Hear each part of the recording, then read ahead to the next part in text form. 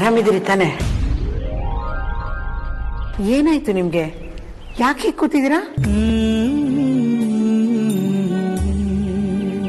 ಅಯ್ಯೋ ಇದೇನ್ರಿ, ನೀವು ಅಳ್ತಿದ್ದೀರಾ? ಏನಾಯ್ತ್ರಿ? ಮೆತ್ತಗೆ ಮಾತಾಡೋ ಪರಿ, ಮಕ್ಕಳು ಕೇಳಿಸ್ಕೊಂಡ್ರೆ ಕಷ್ಟ. ಅಲ್ಲ ರೀ, ನಿಮ್ ಕಣ್ಣಲ್ಲಿ ನೀರಿದೆ ಅಂದ್ರೆ ಅದನ್ನೆಂತ ನೋವು ಅನುಭವಿಸ್ತಿರ್ಬೇಡ ನೀವು. ಇಂಥ ಸಮಯದಲ್ಲಿ ಮಕ್ಕಳ ಬಗ್ಗೆ ಕೇಳ್ತಿದ್ದೀರಲ್ಲ. ಅದು ಹಾಗಲ್ಲ ಪರಿ, ಅವ್ರಿಗೆ ಬೇಡದೆ ಇರೋದೆಲ್ಲ ಅವ್ರಿಗೆ ಕೇಳಿಸ್ಬಾರ್ದು. ಸುಮ್ಮನಿರಿ ನೀವು. ಅವ್ರಿಗೆ ಕೇಳಿಸಿದ್ರೆ ಕೇಳಿಸುತ್ತೆ, ಅದರಿಂದ ಏನಾಗುತ್ತೆ? ಅವರು ನಿಮ್ಮನ್ನ ದೇವ್ರು ಅನ್ಕೊಂಡಿದ್ದಾರೆ. ಆದ್ರೆ ನೀವು ಮನುಷ್ಯರು, ನಿಮಗೂ ದುಃಖ ಬೇಜಾರೆಲ್ಲ ಆಗುತ್ತೆ ಅಂತ ಅವ್ರಿಗೆ ಗೊತ್ತಾಗುತ್ತೆ. ಆದ್ರೆ ನಿಮ್ಮ ಈ ಕಣ್ಣೀರ ಕಾರಣ ಏನು ಅಂತ ಅದನ್ನ ಹೇಳಿ. ಇವತ್ತು ನಡೆದಿದ್ದೆಲ್ಲ ನೆನೆಸ್ಕೊಂಡು ಕಣ್ ತುಂಬಂತು ಪರಿ. ಇದು ದುಃಖದ ಕಣ್ಣೀರಂತೂ ಅಲ್ಲ, ಬೇಜಾರಂತೂ ಅಲ್ವೇ ಅಲ್ಲ. ಮತ್ಯಾಕ್ರಿ? ಈ ವಯಸ್ಸಲ್ಲಿ ನಾನೊಂದು ಕ್ಯಾಂಟೀನ್ ಶುರು ಮಾಡ್ತೀನಿ ಅಂತ ಕನಸಲ್ಲೂ ಅಂದ್ಕೊಂಡಿರ್ಲಿಲ್ಲ ಪರಿ. ಅದು ಅಲ್ಲದೆ ನಾನು ಮುಂಚೆ ಅಂದ್ಕೊಂಡ ಹೆಸರಲ್ಲೇ ಅದು ಶುರು ಆಗುತ್ತೆ ಅಂತ ನಾನು ಕನಸಲ್ಲೂ ಎಣಿಸ್ಕೊಂಡಿರ್ಲಿಲ್ಲ. ಅಯ್ಯೋ ದೇವ್ರೆ, ಇದಕ್ಕ ನೀವು ಕಣ್ ತುಂಬಿಕೊಂಡಿರೋದು? ನೀವು ಸರಿ ಇದ್ದೀರಾ ರೀ. ನಾನು ಮಾತಿಗೆ ಕಣ್ಣೀರು ಹಾಕ್ತೀನಿ ಅಂತ ನೀವು ಆಡ್ಕೋತೀರಾ? ಇವತ್ತು ನೀವೇ ಕಣ್ಣೀರು ತುಂಬಿಕೊಂಡಿದ್ದೀರಿ. ವಯಸ್ಸಲ್ಲಿ ಚಿಕ್ಕವರಾದರೂ ಮಕ್ಕಳೆಲ್ಲ ಸೇರಿ ಏನ್ ಮಾಡ್ಬಿಟ್ರು ನೋಡು. ನಮಗೆ 4ನೇದು ಹೆಣ್ಮಗುನೇ ಆದಾಗ ನೆಂಟರಿಷ್ಟೆಲ್ಲ ಮಂಜುಗೆ 4ನೇದು ಹೆಣ್ಮಗುನೇ ಆಯ್ತು.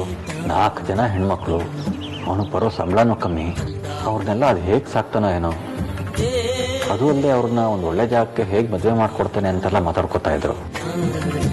ಆದ್ರೆ ಇವತ್ತು ಗಂಡು ಮಕ್ಕಳು ಹೆಣ್ಣು ಮಕ್ಕಳು ಅನ್ನೋ ಭೇದ ಇಲ್ಲ. ಅವ್ರಿಗಿರೋ ಸಂಸ್ಕಾರ ಅವರ ವ್ಯಕ್ತಿತ್ವನ ಎತ್ತಿ ಹಿಡಿಯುತ್ತೆ. ಅವರು ತಮ್ಮನ್ನ ತಾವು ಗುರುತಿಸ್ಕೊಳ್ಳೋಕೆ ಅದೊಂದು ಅವಕಾಶ ಆಗುತ್ತೆ ಅಂತ ನೀವೇ ತಾನೇ ಯಾವಾಗಲೂ ಹೇಳ್ತಿದ್ರಿ. ನೀವು ತಾನೇ ಅವರನ್ನ ಹಾಗೆ ಬೆಳೆಸಿರೋದು ಕೂಡ. ಮಕ್ಕಳು ಹೆಮ್ಮೆ ತಂದಾಗ ನಾವು ಬೆಳೆಸಿದ ಮಕ್ಕಳು ಅಂತ ಬೀಗ್ತೀವಿ. ಅದೇ ಮಕ್ಕಳು ಸಮಸ್ಯೆ ಮಾಡಿದಾಗ ಅದೇನು ಕೆಟ್ಟ ಬುದ್ಧಿ ಕಲ್ಪಟ್ರು ಅಂತ ಶಪಿಸ್ತೀವಿ. ಮಕ್ಕಳನ್ನ ಬೆಳೆಸಿದ್ದು ನಾನಲ್ಲ ಪರಿ, ನೀನು. ನಾನು ಬೆಳಗ್ಗೆ ಹೋದ್ರೆ ಸಜ್ಜನೆ ಬರ್ತಾ ಇದ್ದಿದ್ದು ಮನೆಗೆ. ಮಕ್ಕಳು ಚಿಕ್ಕವರಿದ್ದಾಗ ಅಪ್ಪ ಅವರಿಗೆ ಮನೆಗೆ ಬರೋ ನೆಂಟ ಅಂತ ಅನ್ಸಿದ್ರು ಆಶ್ಚರ್ಯ ಇಲ್ಲ. ಮಕ್ಕಳು ಬೇಕು ಬೇಡಗಳಿಗೆ ಪ್ರತಿಕ್ಷಣ ಸಿಗೋದು ತಾಯಿ. ಮಕ್ಕಳನ್ನ ರೂಪಿಸೋಳು ಕೂಡ ತಾಯಿನೇ ಅಲ್ವಾ ಪರಿ. ನನ್ನ ಮಕ್ಕಳು ಇವತ್ತು ನನಗೆ ಬೆನ್ನೆಲುವಾಗಿ ನಿಂತು ಇಂಥ ಸಾಹಸ ಮಾಡಿದ್ದಾರೆ ಅಂದ್ರೆ ಅದಕ್ಕೆ ಅವರಲ್ಲಿ ನೀನು ತುಂಬಿರೋ ಗುಣನೇ ಕಾರಣ ಅಲ್ವಾ ಪರಿ. ಸಾಕು, ಸುಮ್ಮನೆ ಇರ್ರಿ. ನೀವು ಯಾವಾಗಲೂ ಹೀಗೆ ಶ್ರೇಯಸ್ಸನ್ನೆಲ್ಲ ನನ್ನ ತಲೆ ಕಟ್ಟಿ ಟೀಕೆ ಕಷ್ಟನೆಲ್ಲ ನೀವು ಹೊತ್ಕೊಂಡ್ಬಿಡ್ತೀರಿ. ಬೆಳಗ್ಗೆಯಿಂದ ರಾತ್ರಿವರೆಗೂ ತಾಯಿ ಹೇಳ್ಕೊಟ್ಟು ಪಾಠನ ಸಂಜೆ ಅಪ್ಪ ಮನೆಗೆ ಬಂದು ತನ್ನ ನಡತೆಯಿಂದ ಎಲ್ಲ ಹಾಳು ಮಾಡೋ ಸಾಧ್ಯತೆ ಇರುತ್ತೆ ಅಲ್ವಾ? ಆದರೆ ನೀವು ಯಾವತ್ತೂ ಅದನ್ನು ಮಾಡಲಿಲ್ಲ. ನಾನು ಪಾಠ ಹೇಳ್ಕೊಟ್ರೆ ನೀವು ಅದರಲ್ಲಿ ನೀತಿ ಹೇಳ್ಕೊಟ್ರಿ. ನಿಜವಾದ ಬೆಲೆ ಯಾವುದ್ರಲ್ಲಿ ಸಿಗುತ್ತೆ ಅಂತ ಮಕ್ಕಳಿಗೆ ನೀವು ಅರ್ಥ ಮಾಡಿಕೊಟ್ರಿ. ನಿಮ್ಮ ಮಾರ್ಗದರ್ಶನ ಆ ರೀತಿ ಇದ್ದಿದ್ರಿಂದಾನೇ ಇವತ್ತು ನಿಮ್ಮ ಮಕ್ಕಳು ಹೀಗಿರೋದು. ಹಿಂದಿನ ಜನ್ಮದ ಬಗ್ಗೆ ಅಂತೂ ಗೊತ್ತಿಲ್ಲ ಪರಿ. ಈ ಜನ್ಮದಲ್ಲಂತೂ ಏನೋ ಒಂದು ಒಳ್ಳೆ ಕೆಲಸ ಮಾಡೇ ಇರ್ತೀನಿ. ಇಷ್ಟೊಳ್ಳೆ ಮಕ್ಕಳು ಸಿಗೋದಕ್ಕೆ, ಅಷ್ಟೊಳ್ಳೆ ಹಳೆಯಂದ್ರು ಸಿಗೋದಕ್ಕೆ, ಎಲ್ಲದಕ್ಕಿಂತ ಹೆಚ್ಚಾಗಿ ನಿನ್ನಂತ ಹೆಂಡ್ತಿನ ಪಡೆಯೋದಕ್ಕೆ.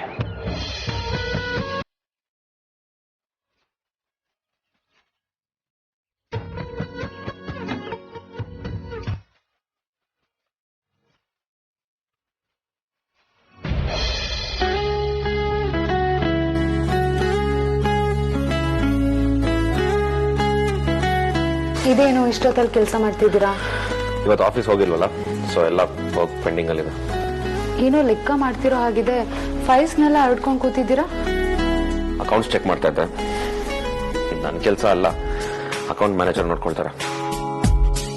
ಆದ್ರೆ ಅವರು 1 ವಾರದಿಂದ ಲೀವಲ್ಲಿ ಇದ್ದಾರೆ. ಹಾಗೆ ಆಫೀಸಲ್ಲಿ ಕೆಲವು ರಿಪೋರ್ಟ್ಸ್ನ ಚೆಕ್ ಮಾಡ್ಬೇಕಾದ್ರೆ ಸಮಥಿಂಗ್ ಇಸ್ ರಾಂಗ್ ಅನ್ಸ್ತಾ ಇತ್ತು. ಅದಕ್ಕೆ ಯಾವುದಕ್ಕೂ ಒಂದ್ಸಲ ಅಕೌಂಟ್ಸ್ ಚೆಕ್ ಮಾಡೋಣ ಅಂತ ಕೂತ್ಕೊಂಡೆ. ಆದ್ಯ ಆರ್ಗ್ಯಾನಿಕ್ಸ್ ಮತ್ತೆ ವೇದಾಂತ್ ವೆಂಚರ್ಸ್ 2 ಪಾರ್ಟ್ನರ್ಸ್ ಅಲ್ವಾ, ಅದರಲ್ಲಿ ಇಡೀ ಫೈನಾನ್ಸ್ ರೆಸ್ಪಾನ್ಸಿಬಿಲಿಟೀಸ್ ನಂದು.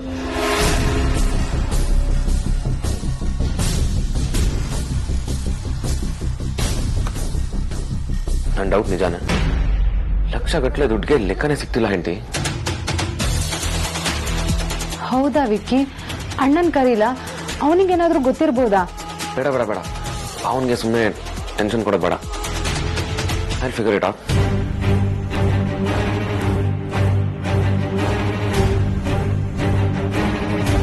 ಇದೇನು ಏನಾಯ್ತು? ಒಂದೇ ಟ್ರಾನ್ಸಾಕ್ಷನ್ ಅಲ್ಲಿ 5 ಲಕ್ಷ ಮಿಸ್ಸಿಂಗ್ ಇತ್ತು. ಆದ್ರೆ ಇಲ್ಲಿ ಅದಕ್ಕೆ ಅಪ್ಪ ಅದನ್ನ ಡ್ರಾ ಮಾಡಿದಾರೆ ಅಂತ ನರೇಶನ್ ಇದೆಯಲ್ಲ. ಮಾವ ತಗೊಂಡಿದ್ದಾರಾ? ಅದೇ ನಂಗೂ ಅರ್ಥ ಆಗ್ತಾ ಇಲ್ಲ. ನಮ್ ಕಂಪ್ನಿಲಿ ಅಗ್ರಜನ್ ಪರ್ಮಿಷನ್ ಇಲ್ಲದೆ ₹1 ಆಚೆ ಈಚೆ ಅಲ್ಲಾಡಲ್ಲ. ಮಾವ ಭಾವನ ಹತ್ರ ಕೇಳಿ ತಗೊಂಡಿರ್ಬೋದಲ್ವಾ? ಇಲ್ಲ, ಅಪ್ಪ ಅಗ್ರಜನ್ ಕೇಳಿರಲ್ಲ. ಅದ್ ಹೆಂಗ್ ಹೇಳ್ತೀರಾ? ಯಾಕೆ ಅಂದ್ರೆ ಈ ಟ್ರಾನ್ಸಾಕ್ಷನ್ ಮುಂಚೆ ಆಗಿದ್ರೆ ಅಗ್ರಜ ನನಗೆ ಹೇಳಿರ್ತಿದ್ದ. ಆದ್ರೆ ಅಗ್ರಜ ಅಪ್ಪ ದುಡ್ಡು ತಗೊಂಡಿರೋದ್ರ ಬಗ್ಗೆ ಏನು ಹೇಳೇ ಇಲ್ಲ. ಬಟ್ ಅಪ್ಪ ಯಾಕೆ ಹಿಂಗ್ ಮಾಡಿದ್ರು? ಒಂಥರ ವಿಯರ್ಡ್ ಅನ್ಸ್ತಿಲ್ವಾ?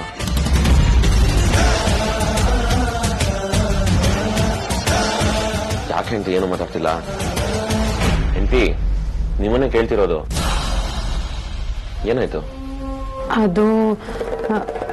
ಅದು ಅವಾಗಿಲ್ಲ ಹೇಳಿ. ವಿಕ್ಕಿ, ನಾನೊಂದು ವಿಷಯ ಹೇಳ್ತೀನಿ, ಆದ್ರೆ ನೀವು ನನ್ ಮೇಲೆ ಆಣೆ ಮಾಡ್ಬೇಕು. ಇದ್ರ ಬಗ್ಗೆ ಯಾರ ಹತ್ರನೂ ಹೇಳಲ್ಲ ಅಂತ. ಹೆಂಡತಿ, ಏನು ಹೇಳ್ತಿದ್ದೀರಾ? ನಮ್ಮ ಮಧ್ಯೆ ಯಾವುದೇ ಕಾರಣಕ್ಕೂ ಸೀಕ್ರೆಟ್ ಇರಬಾರ್ದು ಅಂತ ನಾವು ಅವತ್ತೇ ಮಾತಾಡ್ಕೊಂಡಿದ್ವಿ. ನೀವೀಗ ಆಣೆನೂ ಮಾಡಿದ್ದೀರಾ. ಹೌದು, ಅದು ಒಳ್ಳೇದೆ. ಅದರಿಂದಾಗಿ ಎಷ್ಟು ಮಿಸ್ಅಂಡರ್ಸ್ಟ್ಯಾಂಡಿಂಗ್ ಆಯ್ತು ಅಂತ ನಿಮ್ಗೆ ಗೊತ್ತಲ್ವಾ? ಆ ಸಮಸ್ಯೆಗೆ ಕಾರಣ ನಾನೇ. ನಮ್ಮ ಮಧ್ಯ ಜಗಳಕ್ಕೆ ಕಾರಣ ಆದ 30 ಲಕ್ಷನ ನಾನು ಹಾಳು ಮಾಡಲಿಲ್ಲ. ಅದನ್ನ ನನ್ನ ಮಾವಂಗೆ ಕೊಟ್ಟಿದ್ದೀನಿ.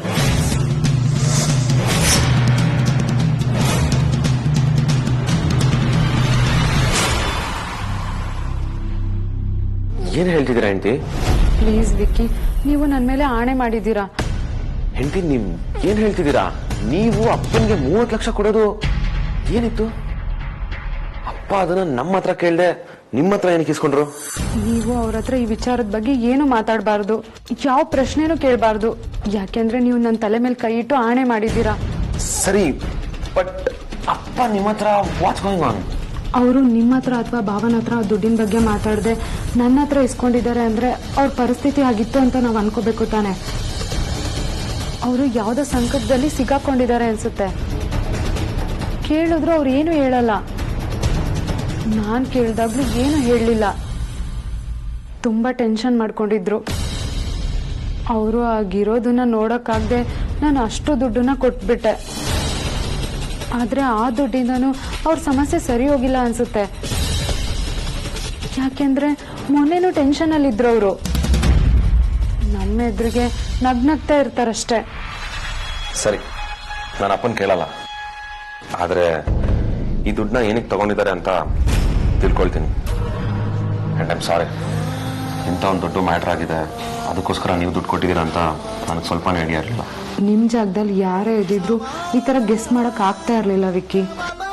ದುಡ್ಡು ತಪ್ಪು ಮಾಡ್ಬಿಟ್ಟೆ ಹೆಂಡತಿ. I am really sorry. ಪರವಾಗಿಲ್ಲ, ಈಗ ನಾವು ಚೆನ್ನಾಗೇ ಇದೀವಲ್ವಾ? ನಿಮ್ಮ ಮನಸ್ಸು ತುಂಬಾ ದೊಡ್ಡದು ಹೆಂಡತಿ. I am very lucky to have you in my life. ನಿಜ ಹೇಳೋದಕ್ಕೆ ಥ್ಯಾಂಕ್ ಯು.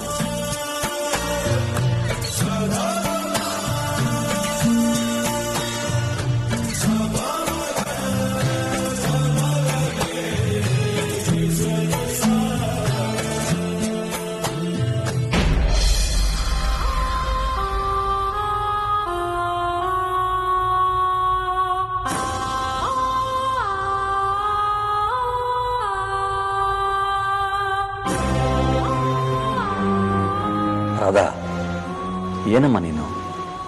ಬಂದಾಗ್ಲಿಂದ ಗಮನಿಸ್ತಾ ಇದ್ದೀನಿ, ಒಂದೇ ಒಂದು ಮಾತು ಆಡಿಲ್ಲ. ಹಾನೂ ಇಲ್ಲ, ಹೂನೂ ಇಲ್ಲ.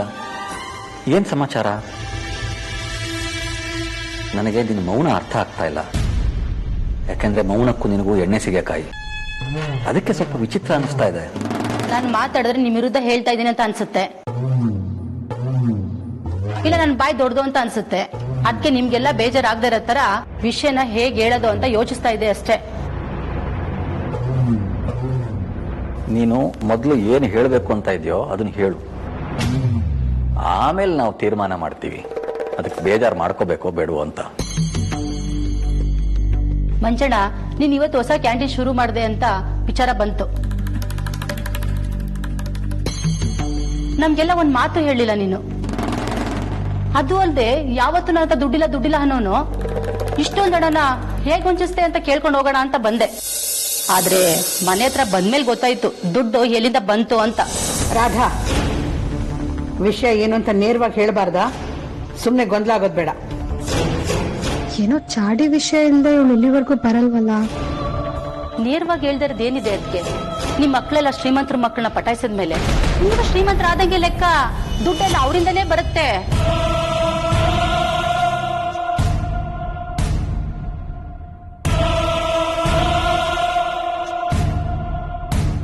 ಅತ್ತೆ, ಏನ್ ಮಾತಾಡ್ತಿದ್ದೀರ ನೀವು? ಅದೇನ್ ಮಕ್ಕಳು ಅಂದ್ರೆ? ಚೋಟ್ ಮೆಣಸಿನ್ಕಾಯಿ, ನೀ ಸುಮ್ನಿರು. ನಾನ್ ಮಾತಾಡ್ತಿರೋದು ಆರ್ತಿ ಮತ್ತೆ ಅಮೂಲ್ಯನ ಬಗ್ಗೆ.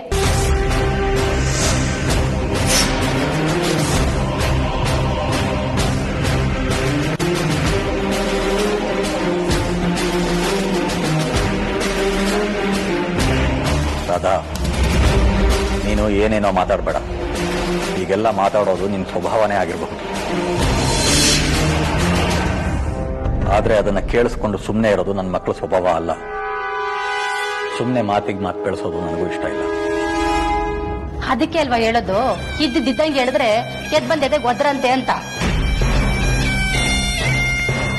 ನೋಡಿ ರಾಧಾ, ದಯವಿಟ್ಟು ನನ್ನ ಮಕ್ಕಳ ಬಗ್ಗೆ ಹಾಗೆಲ್ಲ ಮಾತಾಡ್ಬೇಡಮ್ಮ. ನಮ್ಮ ಆರ್ತಿ ಚೆನ್ನಾಗಿ ಸಂಸಾರ ಮಾಡ್ಕೊಂಡಿದ್ದಾಳೆ. ಇನ್ನಮ್ಮ ಅಮ್ಮು ಅದನ್ನೇ ನಾನು ಹೇಳಿದ್ದು. ಅದಕ್ಕೆ ದೊಡ್ಡವಳು ಚಿಕ್ಕವನ್ನ ಬಿಡಿಸ್ಕೊಂಡು ಮದ್ವೆಗೆ ಹೊರಟೋದ್ಲು. ಈಗ ಇಲ್ಲಿ ಚಿಕ್ಕವಳು ಅಲ್ಲಿ ಆ ದೊಡ್ಡವನ್ನ ಬಿಡಿಸ್ಕೊಂಡಿದ್ದಾಳೆ ಅಂತ.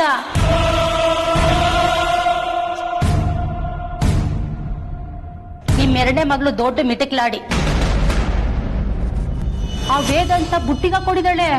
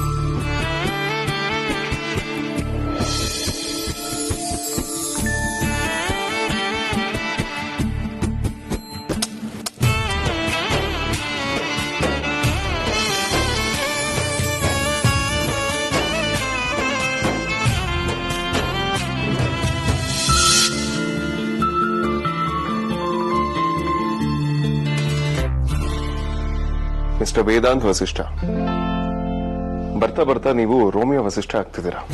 ನಿಂದು ಮೊದಲೇ ಮರ ಸುತ್ಕೊಂಡು ಲವ್ ಮಾಡೋ ಕ್ಯಾರೆಕ್ಟರ್ ಅಲ್ವೇ ಅಲ್ಲ.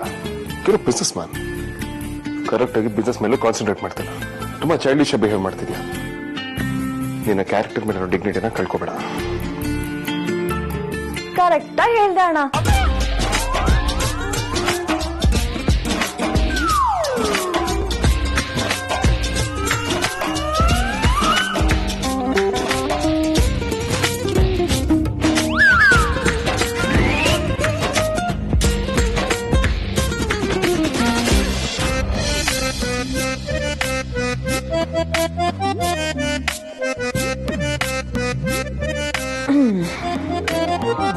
ಈ ನಿಮ್ಮೆಲ್ಲಾರ ಕಿವಿನೂ ನನ್ನ ರೂಮ್ ಹತ್ರನೇ ಇರುತ್ತೆ. ಏನಿಲ್ಲ, ಇದನ್ನೆಲ್ಲ ನನ್ನ ರೂಮಲ್ಲಿ ಕುತ್ಕೊಂಡು ತಿಂದ್ರೆ ಅಮ್ಮ ಬಿಡಲ್ಲ, ಮಗು ಒಳ್ಳೇದಲ್ಲ ಅಂತೇಳಿ. ಇಲ್ಲಿ ಯಾರು ಬರಲ್ಲ ಅಲ್ಲ, ಅದಕ್ಕೆ ಬಂದೆ. ಅದೇ ಟೈಮ್ಗೆ ನೀನು ರೋಮಿಯೋ ವಸಿಷ್ಠನ್ ಬಗ್ಗೆ ಮಾತಾಡ್ತಾ ಇದ್ದೆ. ದೇವ್ರ ಸ್ಕ್ರೀನ್ ಪ್ಲೇ ಅಲ್ಲಿ ಇದೇ ಟೈಮಲ್ಲಿ ನಾನು ಎಂಟ್ರಿ ಆಗ್ಬೇಕು ಅಂತಿದ್ರೆ ಯಾರ್ದಾದ್ರೂ ಕೈ ತಪ್ಸಕ್ಕಾಗತ್ತಾ?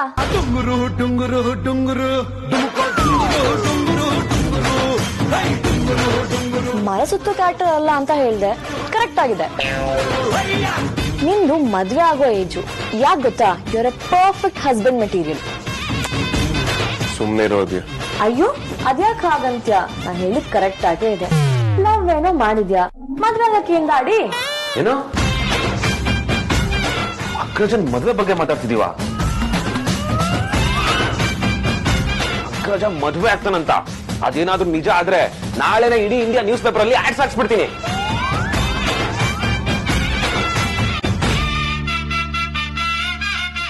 ಸೂಪರ್ ಸೂಪರ್ ಪ್ಲಾನ್ ಕಣೋ.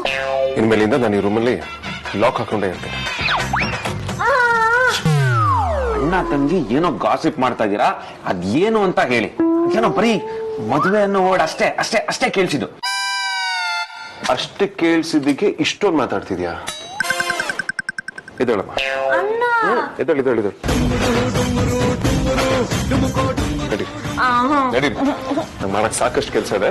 ನಡಿ ಬರ್ಕೊಡಿ. ಗೋ ಗೋ.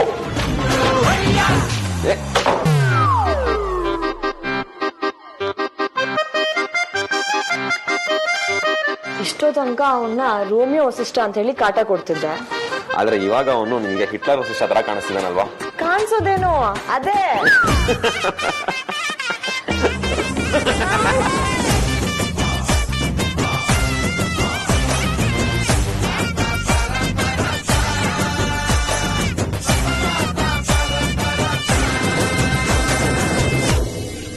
ಅವಳೇನಾದ್ರೂ ನುಲಿಯೋದನ್ನ ನೀವೇನಾದ್ರೂ ನೋಡಿದ್ರೆ ಅಷ್ಟೇ ಕತೆ.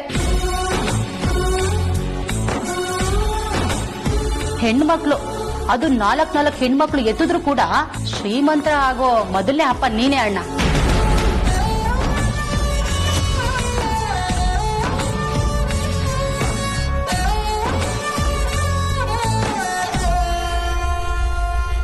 ಅಂಜು, ನೀನು ಒಳಗಡೆ ಹೋಗು.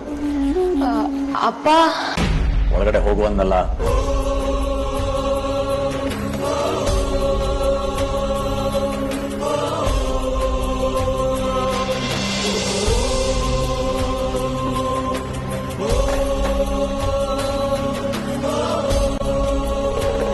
ಅವಳನ್ನ ಯಾಕೆ ಕಳಿಸ್ಬಿಟ್ಟೆ ಅಣ್ಣ? ಹಿರಿಯಕ್ಕನ್ ಚಾಳಿ ಮನೆ ಮಂದಿಗೆಲ್ಲ ಅನ್ನೋ ಹಾಗೆ ನಿನ್ 4 ಜನ ಹೆಣ್ಮಕ್ಳು ಒಂದೇ ದಾರಿ ಹಿಡಿತಾರೆ. ಬಾಯಿಗೆ ಬಂದ ಹಾಗೆ ಮಾತಾಡ್ಬೇಡ ರಾಧಾ. ಆರ್ತಿ ಆಗ್ಲಿ ಅಮ್ಮು ಆಗ್ಲಿ ಅಂತವ್ರಲ್ಲ. ಬಾಯಿ ಬಂದಂಗ್ ಮಾತಾಡೋದಕ್ಕೆ ನನ್ಗೇನು ಹುಚ್ಚಿಡ್ದಿಲ್ಲ ಅಣ್ಣ. ಆರ್ತಿ ವಿಷಯ ಬಿಟ್ಟಾಕು, ಅವಳಿಗೆ ದೊಡ್ಡ ಮನೆ ಸಿಕ್ಕಿದೆ. ಆದ್ರೆ ಅಮ್ಮು ಆಗಲ್ಲ ಅಂತ ಹೇಳ್ಬೇಡ.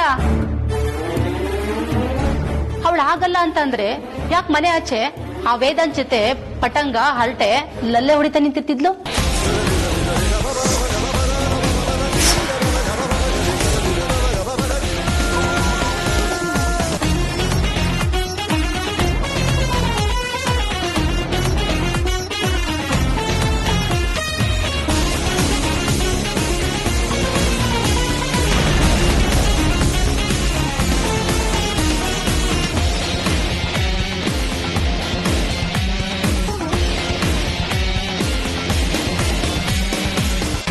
ಕಾಮಾಲೆ ಕಣ್ಣಲ್ಲಿ ಜಗತ್ತನ್ನು ನೋಡೋ ಸಾಹಸ ಮಾಡಬೇಡ ರಾಧಾ.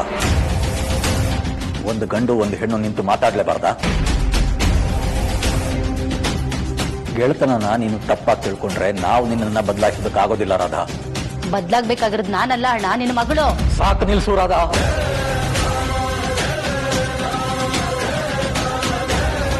ಏನೋ ಇಷ್ಟು ವರ್ಷದಲ್ಲಿ ನನ್ನ ಜೀವನದಲ್ಲಿ ಒಂದು ಒಳ್ಳೆ ಬೆಳವಣಿಗೆ ಆಗಿದೆ ಅಂತ ಚಿಕ್ಕಮ್ಮನ ಮಗಳು 4 ಒಳ್ಳೆ ಮಾತಾಡೋದಕ್ಕೆ ಬಂದಿದ್ದಾಳೆ ಅನ್ಕೊಂಡೆ. ಆದ್ರೆ ನೀನು ವಿಷದ ಬುದ್ಧಿ ಬಿಡೋಳಲ್ಲ. ಅಣ್ಣ, ನಾನು ವಿಷಕಾರಕ್ಕೆ ಬಂದಿಲ್ಲ, ನಿಂಗೆ ನಿಜವಾದ ವಿಚಾರನ. ರಾಧಾ, ಈಗಾಗಲೇ ಸಾಕಷ್ಟಾಗೋಯ್ತು. ಇಂಥ ಅನಗತ್ಯವಾದ ವಿಚಾರ ಚರ್ಚೆ ಮಾಡೋದಕ್ಕೆ ನನ್ನ ಹತ್ರ ತಾಳ್ಮೆ ಇಲ್ಲ. ನಂಜಿಗೆ ನಮ್ಮ ಮನೆಯಲ್ಲಿ ಜಾಗ ಇಲ್ಲ. ಇಂಥ ವಿಚಾರ ನಿನ್ಗೆ ವರ್ಗನವರಿಂದ ಗೊತ್ತಾದಾಗ ನಿನ್ಗೆ ಅರ್ಥ ಆಗುತ್ತೆ.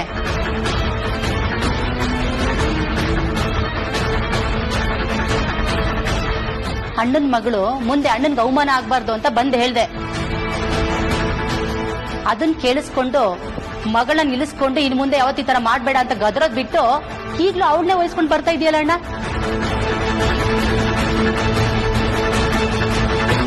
ಸಲಿಗೆ ಸದರ ಜಾಸ್ತಿ ಆಗಿರೋದ್ರಿಂದನೇ ಇವರೆಲ್ಲ ರೋಡಲ್ಲಿ ನಿಂತು ಲಲ್ಲೆ ಹೊಡಿ ಅಂತಿಗೆ ಬೆಳೆದಿರೋದು.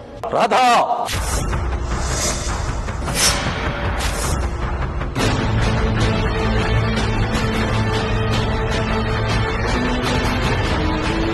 ನಿನ್ ಧ್ವನಿನ ನಿನ್ನ ಮಕ್ಕಳ ಮೇಲೆ ತೋರ್ಸು, ಆಗ್ಲಾದ್ರೂ ಅವ್ರಿಗೆ ಬುದ್ಧಿ ಬರುತ್ತೆ. ಇಲ್ಲ ಅಂತ ಅಂದ್ರೆ ನಿನ್ನ ಮಕ್ಕಳು ಒಂದಲ್ಲ ಒಂದಿನ ನಿನ್ನ ಮರ್ಯಾದಿನ ರೋಡಲ್ಲಿ ಹರಾಜಾಗ್ತಾರೆ. ಆಂಟಿ, ಈ ಮನೆ ಬಗ್ಗೆ ನೀವು ಯೋಚನೆ ಮಾಡಬೇಡಿ. ಇಲ್ಲಿ ಏನಾಗಬೇಕೋ ಅದಾಗುತ್ತೆ, ಏನಾಗಬಾರ್ದು ಅದಾಗಲ್ಲ. ನೀವು ಬನ್ನಿ, ಮನೆ ಡ್ರಾಪ್ ಮಾಡ್ತೀನಿ. ಎಲ್ಲ ನಿಮ್ಮ ಮನೆ ಬರ ಹಾಳಾಗೋಗಿ ನಾನೇನ್ ಮಾಡ್ಲಿ?